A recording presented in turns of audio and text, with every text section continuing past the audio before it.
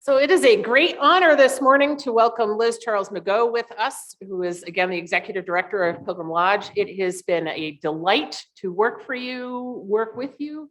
Has it only been a year? I think I work for you. Oh, okay. Well, we work very well together. We do. There you go. It has been a year. Have my pulpit. Thank you. Thank you. What a joy to be here with you this morning. As Reverend Moraine shared, I grew up spending time in my teenage and young adult years in the Franklin Association, now the Living Waters Association.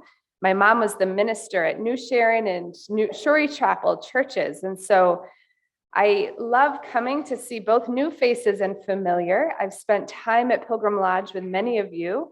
And there are some here that I've spent more time with in Honduras than in this country. So what a joy to share relationship and continue that together as we celebrate Pilgrim Lodge and this ministry of the main conference, United Church of Christ. As Reverend Moraine shared, we are the Outdoor Ministries program of the main conference, and we're located in West Gardner on Lake Cabasacanti. It has been a great gift to me to have the honor of serving as the Pilgrim Lodge director for the last year, understanding that Pilgrim Lodge is a beloved place and program for so many people and such an impactful ministry. If you share a connection to Pilgrim Lodge, can you give a little wave? There's a lot of roots and connection, and we're here to celebrate and invite new folks to join this relationship today.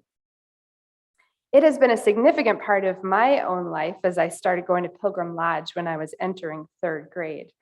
I spent my summers during college working on staff and a week each year throughout my adulthood volunteering as a program leader for the elementary school camp that we called Planting Seeds, Growing Hope.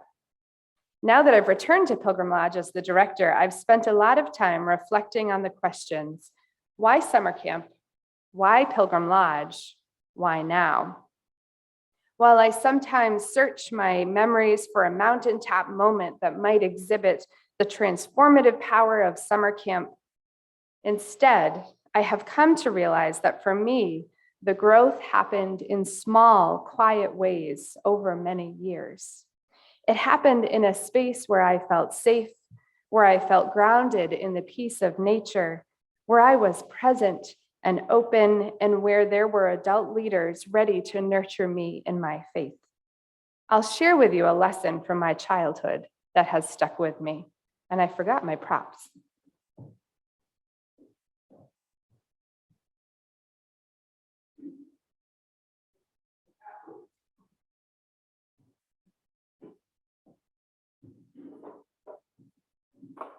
I love a good object lesson, so I went walking around camp and brought some things along. Why do I have ping pong balls with me? Who knows? What do ping pong balls have to do with camp? Help me out. We play ping pong on the ping pong court. That's a favorite activity at camp. So I've got ping pong balls. I'm gonna try not to lose them before we get started. I might. Like trying to keep ducks in a row. There we go. Bear with me, we'll get through this. And then I have some lentils from the kitchen at camp. We always have gluten-free, dairy-free, vegetarian options when we welcome folks to come to camp. So I'm going to ask you to imagine with me that all of these little tiny lentils are the things we do in our day-to-day lives. So the alarm goes off in the morning. Maybe there's some children who wake us and we don't need alarms. And maybe we start by brushing our teeth. Maybe twice we brush our teeth as recommended, maybe not. And we get our day started. So let me hear from you all of the little things that go into our days. Can you shout them out for me? Showers, breakfast, walking the dog, feeding the pets. We got to get the groceries to have breakfast in the first place. Taking meds, great. Yep, we got to remember all these details. What else do we have? Reading paper. So we're really paying attention to the media, what's going on in the world. Where those phones are making noise, grasping our attention. Maybe there's emails to respond to. Maybe we're getting to school or to work or to volunteer, paying bills. What else? Laundry, it's always there. What else? Prayer time. Great. Anything else that we've got going on in our days? Coffee. My goodness, I don't know how I would have got here without coffee in the morning. All the things and all the work behind getting here. So our days can fill up pretty quickly, right? But then there's this other stuff that's part of who we are. And maybe it's our faith. The big things that define us. Define all these ping pong balls. Maybe it's our connection to family, to friends, our sense of self, our values, the things that make us who we are. Sometimes they don't fit. Can anyone relate? Does it ever feel like life can be a little overwhelming or too much? I'm going to put these right here. We'll come back to this. This winter, I was at a conference with some other camp directors, and a mental health professional was the guest speaker. He told a story about talking with adults and teens at a high school he was visiting.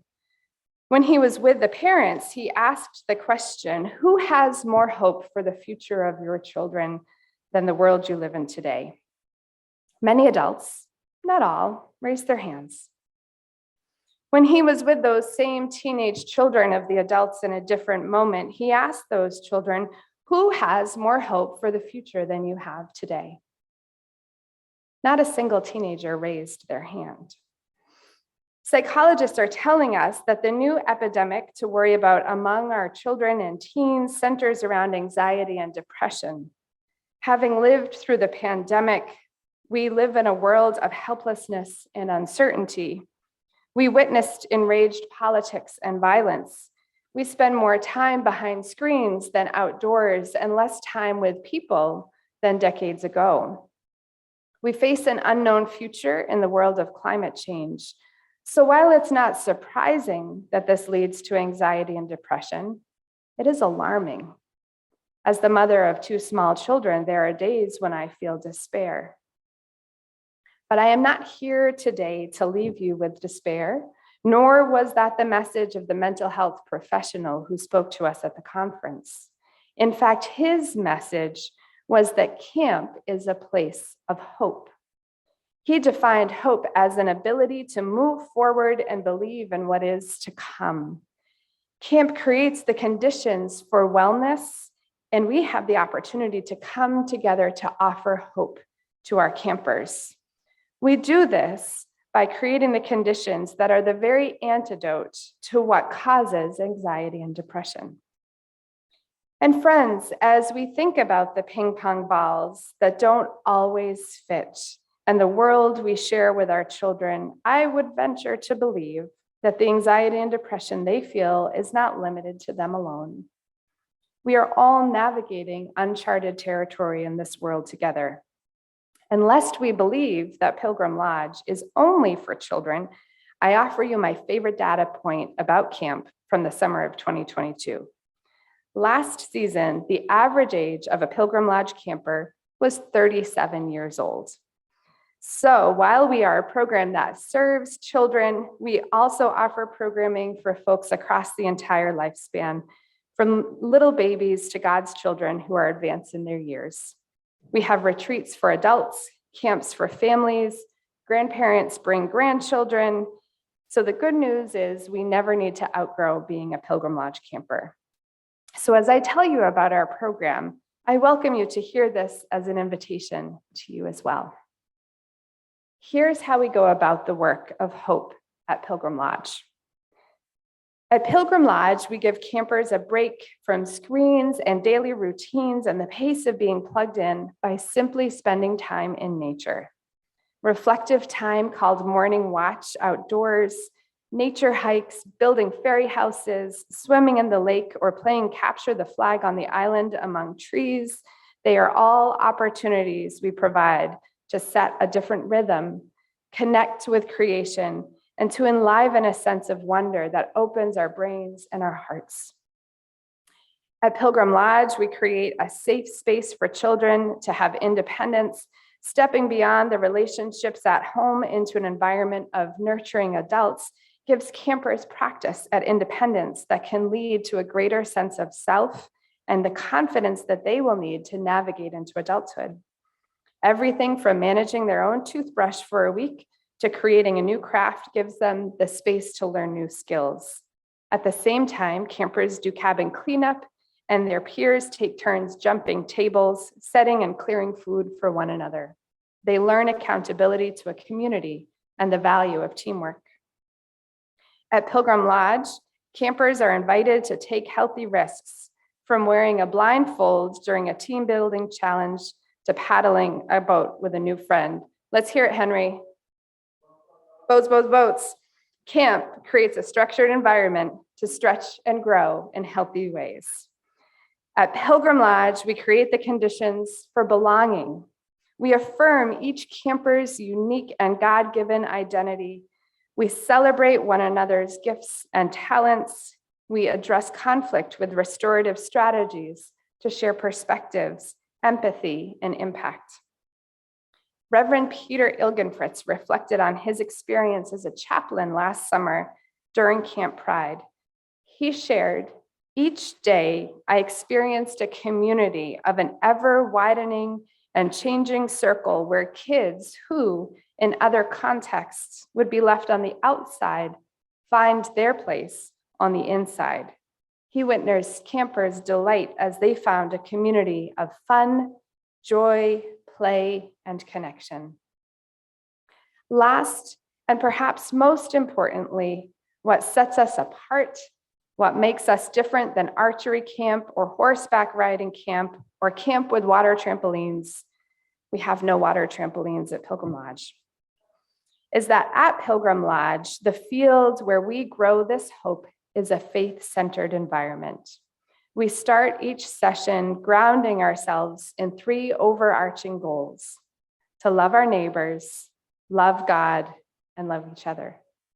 And ourselves, neighbors, each other, selves, God. There they are, all of them. I still picture myself as a 10-year-old in the chapel listening to the stories shared by my peers. I love the feel of the forest labyrinth under my bare feet when I look up at the shimmering trees and listen for God. We invite campers into the conversation and ask the question, what does this scripture mean to you? Campers get to plan and share the twice daily worship services with each other. We start the day with chapel and watch the sun set over the lake during evening vespers. In today's letter to the Corinthians, we hear the words, "It is not the one who plants or the one who waters who is at the center of this process, but God who makes things grow." Planting and watering are menial servant jobs at minimum wages. What makes it worth doing is the God we are serving. You happen to be God's field in which we are working. The work of camp is the business of tilling the soil for God's great love to grow in each of us. We don't always get to see how those seeds manifest, grow, and blossom, but we create the conditions for hope, for wellness, openness to nature, personal growth that comes from stretching in a new environment, celebration of ourselves and one another, community, connectedness, exploration of our faith together. We create the conditions for hope. So, back to our ping pong balls. Let's try this again.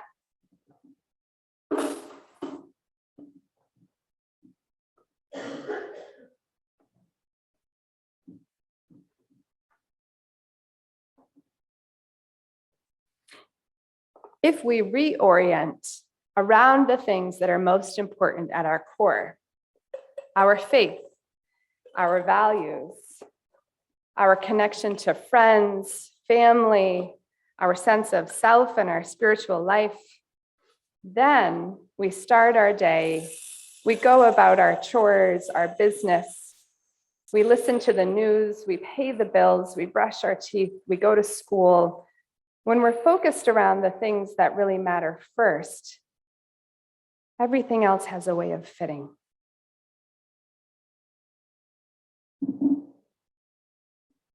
Time at Pilgrim Lodge is an opportunity to retreat into the wilderness as Jesus did, to reorient, to rest, to ground ourselves in the peace that nature offers, to build up our strength through conversation and laughter, song, play, to give ourselves the space to hear ourselves think by taking a break from all of the inputs on our time, our attention, and our energy.